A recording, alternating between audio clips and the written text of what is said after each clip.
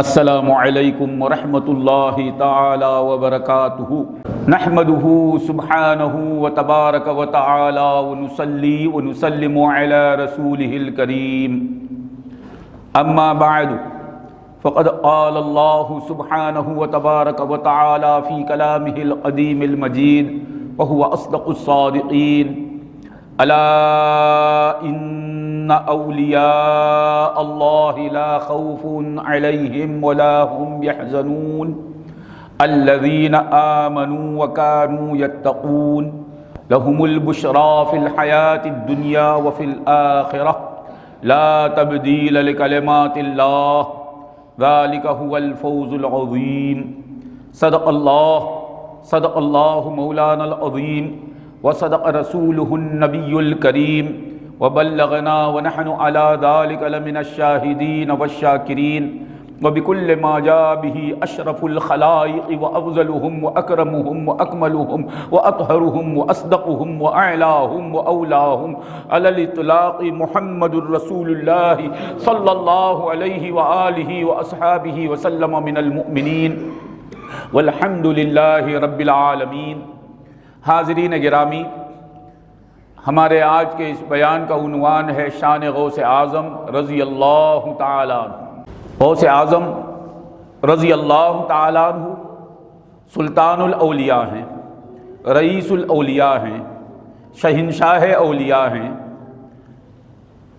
اور حدیث شریف میں آیا، حدیث قدسی ہے، اللہ سبحانہ و تبارک و تعالیٰ نے فرمایا اولیائی تحت ردائی لا یعلمہم غیری، میرے اولیاء میری چادر کے نیچے ہیں، میرا غیر انہیں نہیں جانتا۔ میرے اولیاء میری چادر کے نیچے ہیں، میرا غیر انہیں نہیں جانتا۔ تو معلوم ہوا اولیاء کو اولیاء کا ولی جانتا ہے، اولیاء جس کے اولیاء ہیں وہ جانتا ہے، دوست کو دوست جانتا ہے۔ اور یہ اولیاء یہ خالق کے اولیاء ہیں، ان کی شان ایسی ہے کہ ان کی شان قرآن بیان کرتا ہے۔ قرآن ہیں وہ بندے، ہیں وہ انسان، دیکھنے میں تو ہمارے جیسے نظر آتے ہیں مگر پانے میں وہ ہمارے جیسے نہیں ہیں۔ خدا کی قسم ہم وہ ہیں کہ قرآن قدم قدم پر ہماری اصلاح کرتا ہے، کہیں ڈانٹتا ہے، کہیں دھمکی دیتا ہے، کہیں ڈراتا ہے، کہیں جہنم کی وعید سناتا ہے، کہیں کچھ سناتا ہے۔ یہ ہے ہمارا حال، ہماری مذمت ہوتی ہے کہ تم غافل ہو، تم جاہل ہو، تم گناہگار ہو۔ یہ ہم ہیں۔ اولیاء وہ ہیں کہ سارا قرآن ان کی تعریف کرتا ہے، سارا قرآن ان کی تعریف کرتا ہے، ان کے اوصاف کی تعریف کرتا ہے، ان کے اخلاق کی تعریف کرتا ہے، ان کے کردار کی تعریف کرتا ہے۔ اللہ تعالیٰ، اللہ کی قسم، قرآن میں اولیاء اللہ کی تعریف ہے۔ جیسا کہ ابھی آپ نے آیت سنی سورہ یونس کی، اور آپ کو معلوم ہے، ہم سب جانتے ہیں، غوث پاک بولتے ہی 11ویں کا خیال آ جاتا، ماننے والوں کے ذہن میں بھی، نہیں ماننے والوں کے ذہن میں بھی۔ 11ویں والے پیر یہ بولتے ہی سب کا خیال بغداد کی طرف جاتا ہے۔ جو غوث پاک کو مانتے ہیں ان کا بھی خیال، اور جو غوث پاک کو نہیں مانتے ان کا بھی، جو غوث پاک سے مانگتے ہیں ان کا بھی خیال، یہ سنتے ہی 11ویں والے پیر سنتے ہی، یہ سننے والوں کا خیال اجمیر کو نہیں جاتا، ناگور کو نہیں جاتا، کہاں جاتا ہے؟ بغداد کو جاتا ہے۔ 11ویں والے پیر، مانگنے والوں کا خیال بھی ادھر جاتا ہے، نہ مانگنے والوں کا خیال بھی ادھر جاتا ہے، ماننے والوں کا خیال بھی ادھر جاتا ہے، نہ ماننے والوں کا، یعنی سب جانتے ہیں، سب مانتے ہیں کہ غوث پاک کو 11ویں والے پیر کہا جاتا ہے۔ یہ اب ہم جانتے ہیں، مانتے ہیں۔ اللہ تعالیٰ یہ ازل سے جانتا ہے کہ شیخ عبد القادر جیلانی غوث اعظم رضی اللہ عنہ کو لوگ 11ویں تاریخ سے منسوب کریں گے، 11ویں تاریخ کو ربیع الثانی کی ان سے منسوب کریں گے، 11ویں والے سرکار انہیں کہیں گے۔ یہ اللہ ازل سے جانتا ہے کیونکہ وہ اللہ ہے۔ جانتے ہوئے یہ الا ان اولیاء اللہ، الا ان اولیاء اللہ کی آیت کو اللہ نے، جس آیت میں اللہ نے اولیاء کی صراحتاً تعریف کی ہے، اولیاء اللہ کا نام لے کر، اس آیت کو اللہ نے پہلے پارے میں نہیں رکھا، دوسرے پارے میں نہیں، تیسرے میں نہیں، چوتھے، پانچویں میں، چھٹے میں، ساتویں میں، آٹھویں میں، نویں میں، 10ویں میں، 12ویں میں، 11ویں پارے میں۔ دیکھو اللہ تعالیٰ کو اگر یہ 11 نمبر سے چڑ ہوتی، 11ویں کی فاتحہ سے چڑ ہوتی، 11ویں کے نام سے چڑ ہوتی، تو اللہ تعالیٰ اس آیت کو، جس آیت میں صراحتاً اولیاء اللہ کی تعریف ہوئی ہے، اسے اللہ تعالیٰ 12ویں پارے میں بیان کر دیتا یا 25ویں پارے میں بیان کر دیتا۔ اللہ تعالیٰ کو کون پوچھتا ہے؟ اللہ تعالیٰ سے کون سوال کرتا ہے؟ اللہ تعالیٰ نے اس آیت کو، جس میں اولیاء اللہ کی کھل کر تعریف ہوئی ہے، اسے اللہ تعالیٰ نے 11ویں پارے میں رکھا۔ اور لفظ اولیاء اللہ سارے قرآن میں کہیں بھی نہیں، اس ایک مقام کے سوائے، سارے قرآن میں، قرآن کی قسم، لا خوف علیہم ولا هم یحزنون، یہ لفظ قرآن میں 12 بار ہے۔ اولیاء اللہ کی مدحت کی آیت کو 11ویں پارے میں رکھ دیا۔ اگر وہ 10ویں میں رکھتا تو اس سے کون پرسش کرتا؟ اللہ تعالیٰ کو کون دبا سکتا ہے؟ کوئی نہیں دبا سکتا ہے۔ اللہ تعالیٰ کی حکومت ہر ایک پر ہے، اللہ کسی سے ڈرتا نہیں، دبتا نہیں۔ اگر وہ اس آیت کو، اولیاء اللہ کی شان کی آیت کو پہلے پارے میں رکھ دیتا تو رکھ دیتا، دوسرے پارے میں بیان کرتا تو کر دیتا، تیسرے پارے میں، چوتھے پارے میں، 30ویں پارے میں، تو کوئی اللہ تعالیٰ کو پوچھ نہیں سکتا ایسا تو نے کیوں کیا؟ ارے وہ اللہ ہے نا۔ اس نے اس آیت کو 11ویں پارے میں رکھا، اس میں کلمات جو رکھے وہ 11 ہی رکھے، اور یہ 12 بار لا خوف علیہم ولا هم یحزنون کا ذکر کیا تو اسے 11ویں بار میں رکھا۔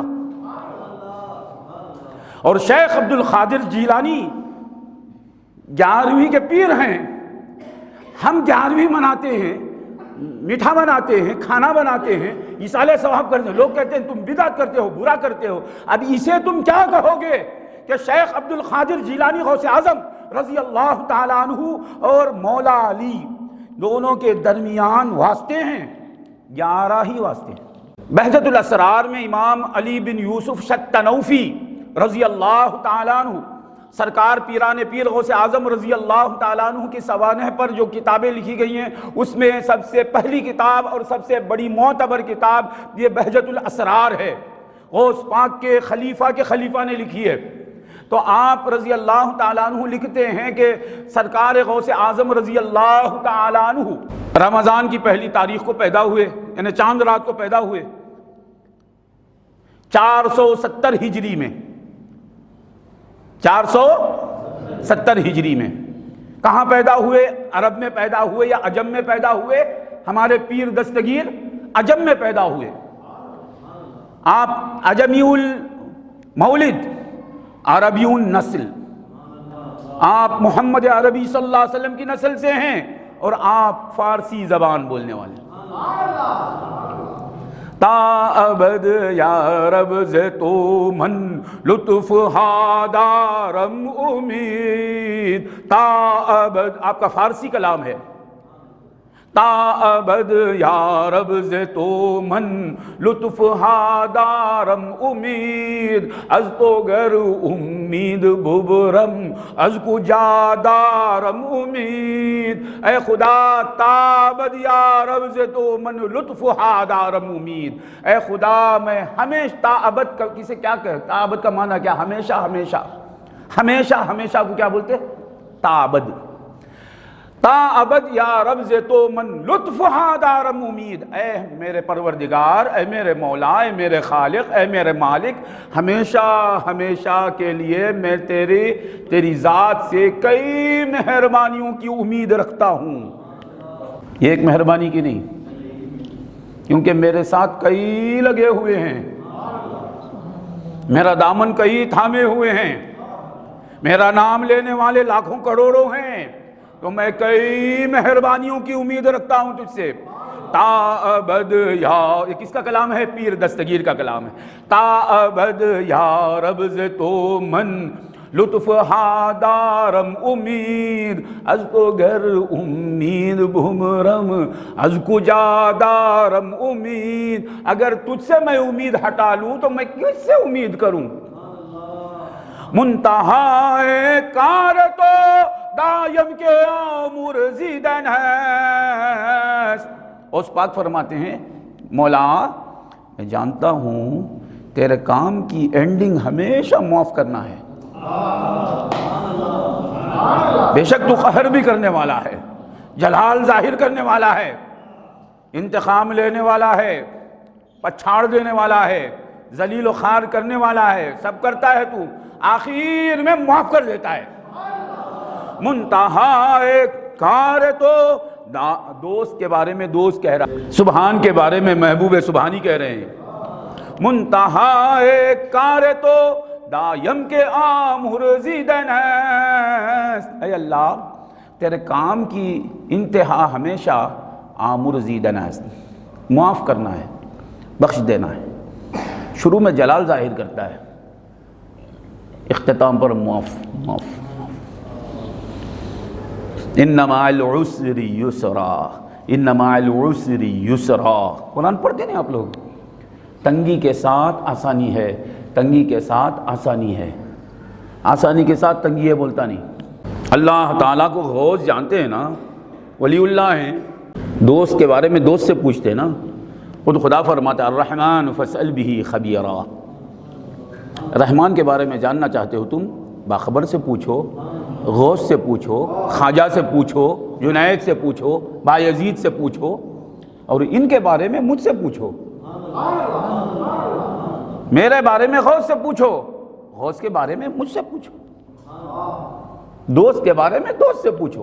ابتدا ہمیشہ غوث نے فیصلہ کر دیا، وہ فیصلہ ہے قرآن و حدیث کا، کیونکہ غوث فنا فی القرآن فنا فی الحدیث ہے، تو آپ وہی کہیں گے جو حق ہے، کیونکہ آپ غوث اعظم ہیں۔ منتہائے کار تو دائم کے آمر زیدن است، اے اللہ تیرے کام کی انتہا ہمیشہ معاف کرنا ہے۔ بہجت الاسرار میں لکھا ہے غوث اعظم رضی اللہ تعالیٰ عنہ کو اللہ تعالیٰ نے پیدا کیا۔ کہاں پیدا ہوئے آپ؟ ایران میں، جیلان میں۔ فارسی زبان ہے، آپ کی مادری زبان کیا ہے؟ فارسی زبان ہے۔ اور آپ رضی اللہ تعالیٰ عنہ بہجت الاسرار میں لکھا ہے آپ جس رات پیدا ہوئے اس رات قصبہ جیلان میں ایک بھی لڑکی پیدا نہیں ہوئی، جتنے پیدا ہوئے سب لڑکے پیدا ہوئے، اور وہ 1100 پیدا ہوئے۔ اب بولو 1200 پیدا کر دیتا تو 1100 پیدا، اور سارے کے سارے اولیاء اللہ ہو گئے۔ معلوم ہوا غوث آتے ہوئے ولایت بانٹتے ہوئے آ رہے ہیں۔ لوگ بول رہے ہیں حضور 40 سال کے بعد نبی بنے، غوث بتاتے رہے ہیں نانا کیسا 40 سال کے بعد نبی ہوں گے، نواسا آتا ہوا ولایت کے ساتھ آتا ہے، ولایت دیتے ہوئے آ رہا ہے۔ سوچو ذرا اللہ کے واسطے، 1100 لڑکے پیدا ہوئے اور 1100 کے 1100 اولیاء اللہ، اولیاء اللہ، اور پیدا ہوئے غوث اعظم رضی اللہ تعالیٰ عنہ۔ تو رمضان کی پہلی تاریخ ہے، کئی کتابوں میں لکھا ہے یہ ایک رمضان میں ایسا ہو گیا ابتدا کے سرکار غوث پاک کے بچپن میں کہ بادل کی وجہ سے چاند نظر نہیں آیا۔ وہ غوث پاک کے والدہ کے پاس لوگ آتے ہیں، پوچھتے ہیں کیا بات ہے رمضان؟ نہیں میرا بیٹا آج دودھ نہیں پیا، رمضان کے صبح میں دودھ پیتے نہیں، مغرب کے بعد دودھ پیتے ہیں۔ بات تحقیق کرنے پر معلوم ہوا جس وقت غوث پاک دودھ نہیں پیے وہاں رمضان شروع ہو گیا تھا۔ تب سے مشہور ہو گیا کہ بھائی ابو صالح جنگی دوست موسیٰ جنگی دوست کے گھر میں ایک ایسا لڑکا پیدا ہوا ہے حسنی سید کہ وہ رمضان کے صبح میں دودھ پیتا نہیں۔ غوث پاک کو بچپن سے معلوم ہے رمضان کے احکام کیا ہیں، نواسے شریعت کی پابندی کر رہے ہیں، غوث پاک کی ہر کرامت حضور کی شان بیان کرتی ہے۔ اگر غوث پاک دودھ پی لیتے تو کوئی گناہ نہیں، کوئی گناہ نہیں۔ اب یہ بچہ اگر روزہ نہیں رہے گناہ ہے؟ کوئی گناہ نہیں، خدا راضی ہے اس سے۔ غوث پاک اگر اس عمر میں دودھ پی لیتے کوئی گناہ نہیں۔ غوث پاک سمجھا رہے ہیں، غوث پاک سمجھا رہے ہیں، میرے نبی کی شان کو تم کیا سمجھ سکو گے، میری شان سمجھ میں نہیں آتی ہے۔ لڑکپن ہے غوث پاک رضی اللہ عنہ کا، شان غوث اعظم ہے۔ بہجت الاسرار میں لکھا ہے امام علی بن یوسف شتنوفی رضی اللہ عنہ نے کہ غوث پاک باہر نکلے، ایک بیل جا رہا تھا سامنے، بچپن ہے غوث پاک کا، اس کی دم پکڑی آپ نے، چھوٹے بچے کرتے نا دم، تو بیل مڑ کر دیکھنے لگا اور بولنے لگا بیل عربی میں، یا عبد القادر ما خلقت لہذا، اے عبد القادر آپ اس واسطے پیدا نہیں ہوئے کہ اے عبد القادر بیل کی دم پکڑنا تمہارا کام نہیں، گرتوں کا ہاتھ پکڑنا تمہارا کام ہے، گرنے والوں کو سنبھالنا تمہارا کام ہے، ما خلقت لہذا، اے عبد القادر تم اس کام کے لیے پیدا نہیں ہوئے، کروڑوں کروڑوں گرنے والوں کو سنبھالنے کے لیے تمہارا ہاتھ ہے، تم دستگیر عالم ہو۔ یا عبد القادر ما خلقت لہذا وما امرت بہذا، اے عبد القادر اس کے لیے تم پیدا نہیں ہوئے۔ آسمان سے آواز آ سکتی تھی نا؟ نہیں، بیل کو کہنے والا کیوں بنایا؟ یہ بتانے کے لیے کہ آج جو کہہ رہا ہے نہیں، وہ بھی غوث کے دستے مبارک کی برکت سے کہہ رہا ہے۔ غوث جس بیل کی دم پر ہاتھ رکھ دیں وہ عربی جاننے والا ہو جاتا، وہ عربی بولنے والا ہو جاتا، وہ واز کرنے والا ہو جاتا۔ اے واز کرنے والو، اے غلامان غوث، تم خود کو سمجھو، کسی کے ہاتھ کا اثر ہے، خود سے تم بول نہیں سکتے، تم جو بول رہے ہو یہ پیر دستگیر کے ہاتھ کا صدقہ ہے۔ تو دم پکڑتے ہیں، بولنے لگتا ہے بچپن میں۔ اب غوث ہمیں تھامے ہوئے ہیں، ہم کیا نہیں کر سکتے۔ ہمارے پیر کے خواب میں غوث پاک آتے ہیں اور کہتے ہیں خوف مت کرو، ہم سب کچھ کر سکتے ہیں، ہر سند لا سکتے ہیں۔ میرا عقیدہ ہے عامریوں کا جو غلبہ ہے، عامریوں کا جو زور ہے، عامریوں کا جو حق پر ثابت قدم رہنا ہے، یہ میرے پیر کے خواب کا صدقہ ہے۔ کہ غوث نے خواب میں آ کر کہا اے عامر خوف مت کرو، ہم سب کچھ کر سکتے ہیں، ہر سند لا سکتے ہیں۔ غوث اعظم رضی اللہ عنہ کی ایک شان کیا ہے؟ ابھی آپ نے سنا بچپن میں آپ نے جو جائز تھا وہ نہیں کیا، روزہ چھوڑنا جائز ہے، بچپن میں روزہ چھوڑنا، روزہ رکھا آپ نے۔ معلوم ہوا غوث پاک بچپن میں بھی بچہ نہیں ہے۔ کنت نبیا وآدم بین الروح والجسد، میں اس وقت سے نبی ہوں جبکہ آدم روح و جسد کے درمیان ہیں، اس ذات مبارکہ کا آئینہ ہے۔ تو آپ بچپن سے ہی روزے سے ہیں۔ روزہ رکھنا بچپن میں، جبکہ لوگ روزہ رکھنا یا نہیں رکھنا اشتباہ میں ہے۔ وجہ کیوں اشتباہ ہے؟ بادل آ گیا، چاند نظر نہیں آیا، چاند لوگوں کو نظر نہیں آیا، ان سے چھپا نہیں۔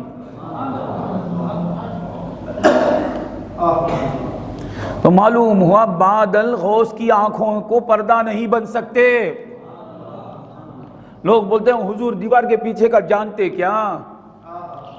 غوث بتا رہے ہیں میرے بچپن میں میری یہ شان ہے کہ بادل آئے سب کے لیے ایک حکم ہے، میرے لیے ایک الگ حکم ہے۔ بادل ہیں لاکھوں کروڑوں کو، بادل کی وجہ سے چاند دکھتا نہیں، غوث سے چاند چھپتا نہیں۔ چاند کہاں چھپے گا؟ خدا چھپا نہیں۔ آپ روزہ رکھتے ہیں، اب جو روزہ رکھتے ہیں وہ غوث پاک کو دیکھ کر روزہ رکھتے ہیں، تو معلوم ہے معتبر گواہی ہے، بچے کی گواہی نہیں لی جاتی اور یہ گواہی چھوڑی نہیں جاتی۔ روزہ رکھتے ہیں اور بچہ کہتے ہی اسے ہیں جو اپنی خواہش کے خلاف کر نہیں سکتا۔ مٹھائی رکھ دو اس کے سامنے، آدھے گھنٹے کے بعد کھاؤ بولو فوراً، کیونکہ وہ بچہ ہے، گھنٹوں دودھ پیے بغیر ہے، معلوم ہے خواہش کے خلاف کرنا میری شان ہے، کیونکہ میں اولیاء کا سلطان ہوں، ہم بھی انسان ہیں، یہ ایک لمحے کے لیے خواہش کے خلاف نہیں کر سکتے، اور غوث ہیں ساری زندگی خواہشات کے خلاف کرتے ہیں۔ تو معلوم ہے یہ حقیقت میں شان غوث اعظم ہے کہ مولا یہ ایک آدمی جب کوئی گناہ کرتا ہے تو کیوں گناہ کرتا ہے؟ وجہ کیا ہے؟ شیطان غالب آ جاتا ہے، شیطان اسے مغلوب کر دیتا ہے، ہرا دیتا ہے، شیطان اور نفس اسے ہرا دیتا ہے، گناہ میں مبتلا کر دیتا ہے، ورنہ آدمی گناہ کرنا پسند نہیں کرتا، مقابلہ کرتا ہے شیطان سے، وہ اس کے بعد ہار جاتا ہے۔ تو کروڑوں کو جو شیطان ہرا رہا ہے، ہر لمحہ پچھاڑ دے رہا ہے، کتنے لوگوں کو پچھاڑ رہا ہے معلوم ہے کیا ہے؟ دیکھو اس کی شر بھری طاقت، کروڑوں کو غارت کر رہا ہے، نہیں، اور وہ اکیلا نہیں، اس کا لشکر بھی ہے، وہ بھی ہے، اس کی فوج بھی ہے، سب مل کر تباہ کر رہے ہیں، اور کروڑوں انسان اس کے ہاتھوں کے کھلونے بن گئے۔ یہ ایک پہلوان ہے، مثال کے طور پر ایک پہلوان ہے، سارے ترنامل کے لوگوں کو پچھاڑ رہا ہے، کیا بولیں گے؟ یا اللہ، لاکھوں ترنامل والوں کو پچھاڑ رہا ہے، ایسے میں اسے اور اس کی فوج کو یہ ایک آدمی پچھاڑ رہا ہے، اس پہلوان کو اور اس کی فوج کو اکیلا ایک آدمی پچھاڑنے لگا، تو کیا بولیں گے؟ یہ کیا آدمی ہے؟ اور یہ عظیم شان والا ہے، بولیں گے نا؟ تو کروڑوں کو جو پچھاڑ رہا ہے، اس شیطان کو اور اس کی فوج کو ہر لمحہ غوث پچھاڑ رہے ہیں، بچپن سے وصال تک، ساری زندگی شیطان کو ہلاتے رہنا، شکست دیتے رہنا، یہ شان غوث اعظم ہے۔ وہ شیطان جو خدا تعالیٰ سے چیلنج کر کے آتا ہے، میں چھوڑوں گا نہیں، چاروں طرف سے آ کر تباہ کر دوں گا، خدا فرماتا میرے بندوں پر تیرے کچھ بھی چلے گی نہیں۔ معلوم ہوا ان بندوں میں غوث پاک بھی درجہ صدیقیت میں داخل ہیں۔ اللہ تعالیٰ قرآن میں فرماتا ہے لقد صدق علیہم ابلیس ظنہ، اللہ تعالیٰ فرماتا ہے ابلیس نے اپنا گمان، اپنا خیال لوگوں کے بارے میں سچا کر کے دکھایا، جو انہیں سوچا نہیں وہ کر کے دکھایا۔ کون فرماتا ہے؟ قرآن میں اللہ فرماتا ہے، جو بولا وہ کر کے دکھایا۔ لقد صدق علیہم ابلیس ظنہ، اس کا جو گمان تھا غارت کر دوں گا میں سب کو، سچا کر کے۔ لقد صدق علیہم ابلیس ظنہ فاتبعوہ الا فریقا من المؤمنین، سب شیطان کے پیچھے چلنے لگے سارے لوگ، الا فریقا من المؤمنین، سوائے ایمان والوں کی ایک جماعت کے، ایمان والوں کی ایک جماعت ہے جو شیطان کی باتوں میں نہیں آئی۔ اب علماء تفسیر فرماتے ہیں فریق من المؤمنین کون ہیں؟ وہ پہلے درجے میں انبیاء و مرسلین ہیں۔ کون ہیں وہ؟ جو شیطان کے چکر میں نہیں آئے، شیطان کے مکر و قید کا شکار نہیں ہوئے۔ پہلے درجے میں کون؟ انبیاء، بعد کے درجے میں صدیقین ہیں، شہداء ہیں، صالحین ہیں۔ تو غوث پاک وہ صدیقین کے درجے میں ہیں۔ شیطان کی ایک نہیں چلی، آپ کو معلوم ہے معتبر روایات میں آیا غوث پاک عبادت میں لگے ہوئے ہیں، 25 سال جنگلوں میں ریاضت میں آپ نے گزار دیے، 25 سال پہلے سے پاک نفس اسے اور سیقل کر رہے ہیں، 25 سال، 12 سال تو ایک ہی کمرے میں رہ گئے، آپ عبادت میں ہیں۔ تو دیکھتے کیا ہیں، آسمان پر ایک روشنی ظاہر ہوئی، اور اس روشنی میں سے آواز آتی ہے، یا عبد القادر، اے عبد القادر میں تمہارا خدا ہوں۔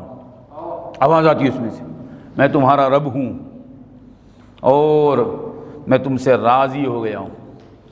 اب میں نے ایک فیصلہ کر دیا تمہارے لیے کہ ہر حرام تمہارے لیے حلال ہے، ہر حرام تمہارے لیے حلال ہے، میں راضی ہوں، اب جو بھی حرام ہے سب کرو۔ یہ سننا تھا، غوث پاک نے کہا اعوذ باللہ من الشیطان الرجیم، میں اللہ کی پناہ میں آتا ہوں شیطان مردود سے بچنے کے لیے۔ کہنا تھا، دیکھتے کیا آپ کا یہ کہنا تھا، وہ جو روشنی تھی وہ دھواں کی شکل میں۔ دیکھو دیکھو، ہمیں بھی شیطان ورغل آتا ہے، ہم بھی اعوذ باللہ پڑھتے ہیں، پڑھتے ہی نہیں، وسوسہ ہٹتا ہی نہیں ہے۔ یہ ہمارے اخلاص اور نیت کا عالم ہے، اور ان کا اعوذ باللہ ایسا پڑھنا تھا، شیطان ہٹ گیا۔ وہ جو روشنی نظر آ رہی تھی وہ اندھیرا ہے، دھواں ہے۔ پھر اس دھواں میں سے آواز آئی، اے عبد القادر میں ہوں۔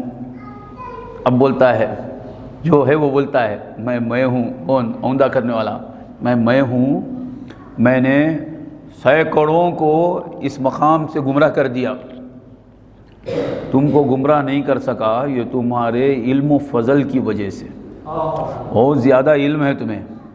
تو سرکار نے فرمایا، لا حول ولا قوت الا باللہ، حول و قوت میرے اللہ کے سوائے کسی میں نہیں، میں بچا ہوں تو میرے اللہ کی مدد سے بچا ہوں۔ غائب ہو گیا۔ اور معلوم ہوا وہ شیطان جو ہم کو کھلونا بنا کر نچا رہا ہے، اللہ ہمیں اس کے شر سے محفوظ رکھے، وہ اس شیطان کو سرکار غوث اعظم رضی اللہ تعالیٰ عنہ ساری زندگی پچھاڑتے رہے۔ اللہ اکبر، اللہ اکبر۔ یہ ہے حقیقت میں شان غوث اعظم، اور پردہ فرمانے تک پچھاڑتے رہنے اب بھی ان کے خلفاء کے ذریعے، ان کے مریدوں کے ذریعے، خادریوں کے ذریعے، نوریوں کے ذریعے، عامریوں کے ذریعے آج بھی پچھاڑ رہے پیر غوث اعظم رضی اللہ عنہ۔ تو معلوم ہوا آج بھی جو خادریوں کا غلبہ ہے، ضلالت کو کچل رہے ہیں، جہالت کو ختم کر رہے ہیں قادری، گمراہی کو مٹا رہے ہیں قادری، تو یہ حقیقت میں غوث پاک کا کام ہے، یہ حقیقت میں شان غوث اعظم ہے۔ اللہ تبارک و تعالی ہمیں دونوں جہاں میں پیر غوث اعظم رضی اللہ تعالیٰ عنہ کے طفیل اور مدد سے مالا مال رکھے۔ وآخر دعوانا ان الحمد للہ رب العالمین۔